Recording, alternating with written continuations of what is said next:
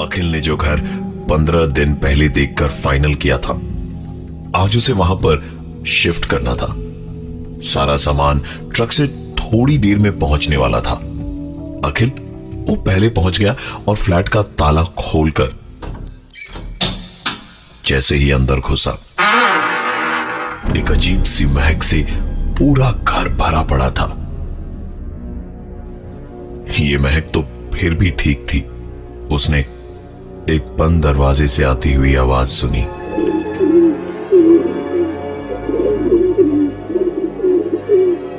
अखिल ने जब उस कमरे के दरवाजे को खोला तो जो देखा वो चौंकाने वाली चीज थी। इस कमरे में ना ही कोई वेंटिलेटर था और ना ही कोई खिड़की खुली हुई थी, और कमरे का मेन दरवाजा भी बंद था। तो ये कबूतर यहां कैसे आया? अखिल ने ज्यादा दिमाग नहीं लगाया और जल्दी जल्दी पूरे फ्लैट की खिड़कियां और दरवाजे खोल दिए कि वो कबूतर बाहर निकल जाए। थोड़ी देर में सारा सामान भी आ गया। पूरे घर में चीजें सेट करने में काफी रात हो गई थी। रात को सोते वक्त उसकी नींद एक बड़ी अजीब सी लेकिन जोर से आती आवाज से खुली। अखिल उठा, बाहर हॉल में गया तो देखा कि आवाज फ्रिज से आ रही थी। सोचा सुबह आदमी बुला के ठीक करवा लूंगा, और उसने फ्रिज का स्विच ऑफ किया और फिर सोने चला गया। लेट के थोड़ी देर ही सुस्ताया होगा अखिल कि एक बार फिर आती हुई नींद में उसे वही आवाज सुनाई दी। अखिल उठकर वापस फ्रिज के पास गया।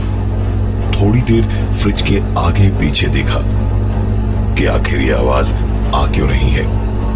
जब कुछ भी समझ नहीं आया तो फ्रिज का प्लग भी उसने निकाल दिया और सुकून की एक सांस ली कि तभी एक और आवाज उसकी नींद खराब करने को जैसे तैयार बैठी थी। कमरे का दरवाजा खोला तो एक कबूतर कमरे के अंदर घूम रहा था। ये रात किसी तरह कटी। सुबह पूजा होने वाली थी घर में, तो 10 बजे तक उसकी बीवी पारुल मायके से अपने मम्मी पापा के साथ आ गई थी। हवन की सारी तैयारियां हो चुकी थी। उसे 11 बजे के मुहूर्त और पंडित जी का इंतजार था।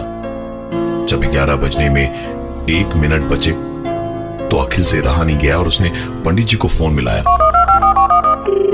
फोन उठते ही उसने पूछा कि आप कहां हैं? बदले में पंडित जी हंसते हुए जोर से बोले, अरे जजमान, पहुंच गया हूं। आपका दरवाजा तो खुला ही है, सामने देखिए, सीढ़ियों पे ही हूं मैं। अखिल दरवाजे से बाहर निकला तो सचमुच सीढ़ियों पे पंडित जी को देख के खुश हो गया। वो उनके हाथ से सामान लेने के लिए आगे बढ़ा ही था और पंडित जी आखिरी सीढ़ी चढ़ने ही वाले थे कि ऐसा लगा मानो किसी ने उन्हें उठाकर फेंक दिया हो। लुढ़कते हुए 20 सीढ़ियों से नीचे एक जोर की आवाज के साथ गिर पड़े और दर्द से चीखने लगे। अखिल की नजर एक झलक में पंडित जी पर गई और दूसरी झलक सीढ़ियों के पास बनी खिड़की पे, जहां पर एक कबूतर बैठा था।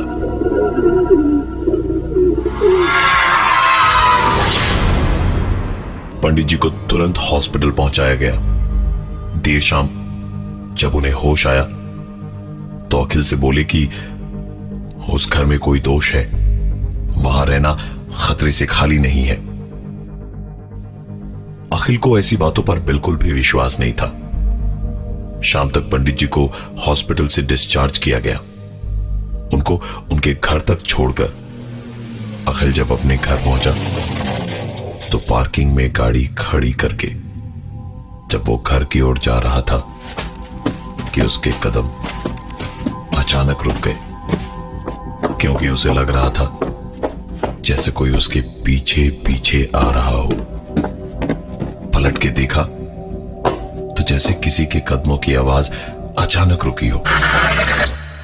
अखिल ने इधर उधर देखा और फिर वापस घर की तरफ आगे बढ़ा तो वही आवाज दोबारा आई। इस बार वो रुका, लेकिन उसने पलटकर पीछे नहीं देखा।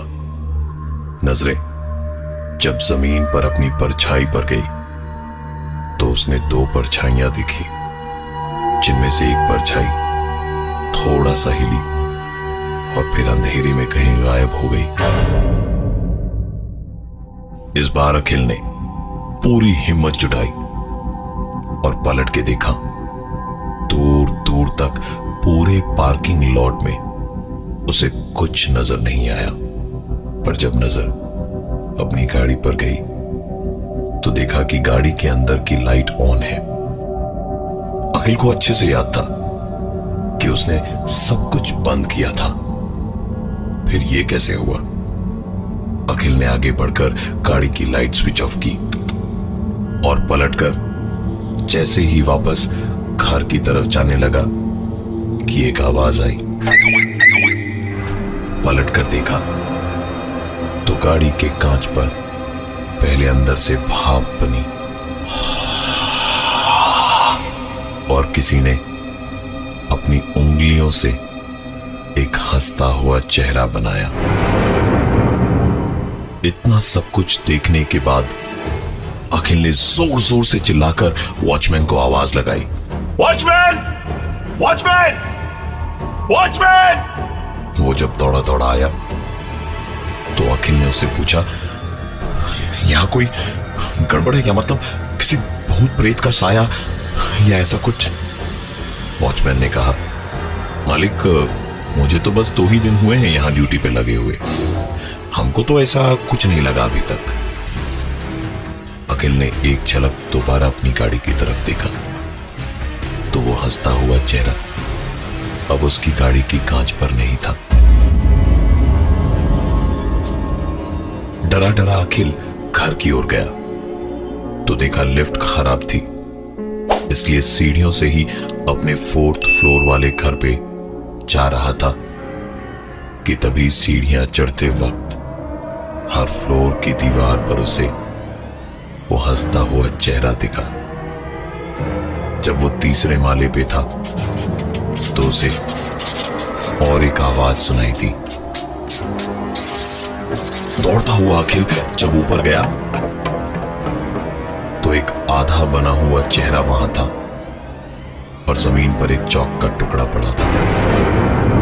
दौड़ते हुए अखिल छत पर गया कि शायद ये किसी की बदमाशी और जो कोई भी है वो इस वक्त छत पर ही होगा। तो पूरे छत पर वहां से कोई दिखाई नहीं दिया, बस सुनाई दी तो एक आवाज,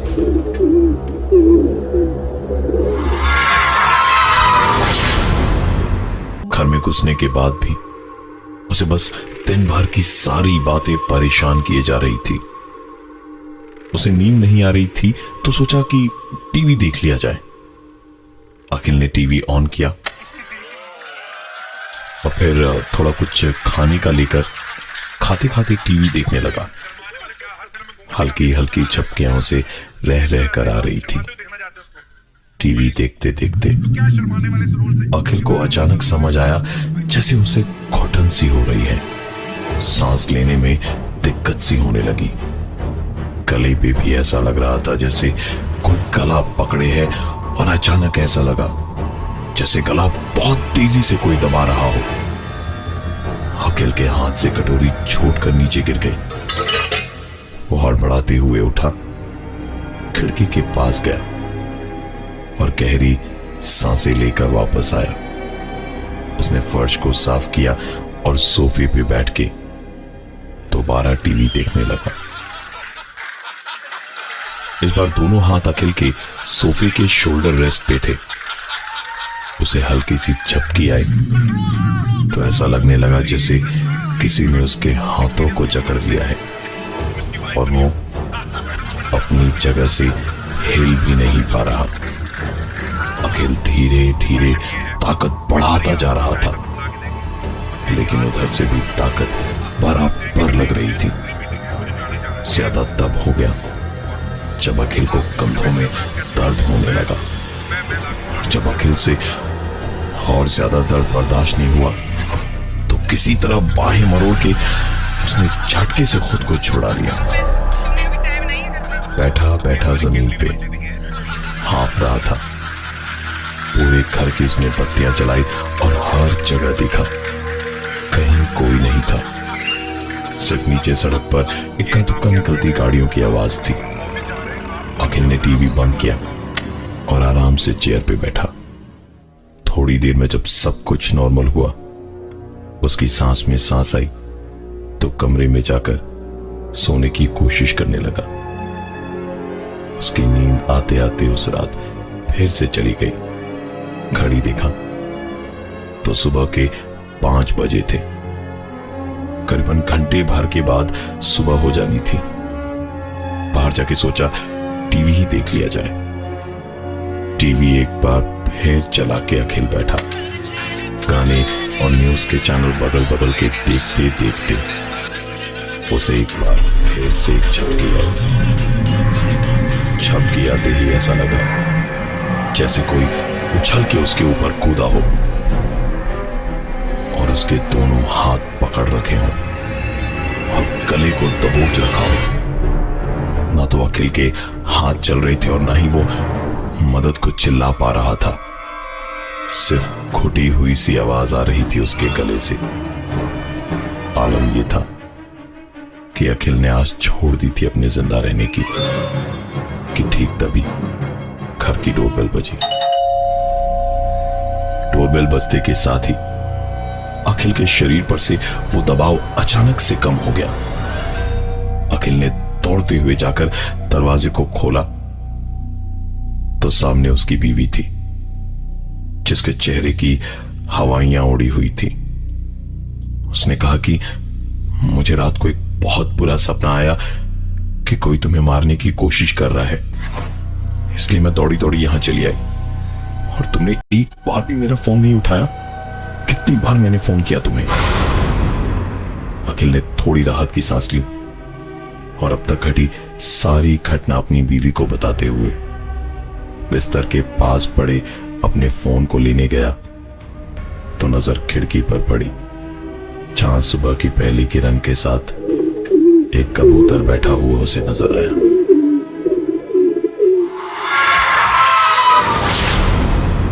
अखिल ने अपना फोन उठा के देखा तो उसकी बीवी और पंडित जी के कई मैसेजेस और मिस्ड कॉल्स पड़े थे। सुबह भी हो चुकी थी। अखिल ने तुरंत पंडित जी को फोन मिलाया। पंडित जी ने फोन उठाते ही कहा, तुरंत मेरे घर पहुंचो। और अखिल वहां अगले 15 मिनट में अपनी बीवी के साथ पहुंचा। पंडित जी ने बिना बात को घुमाए साफ साफ उससे कहा कि जजमान, उस घर में आप पैर भी मत रखना।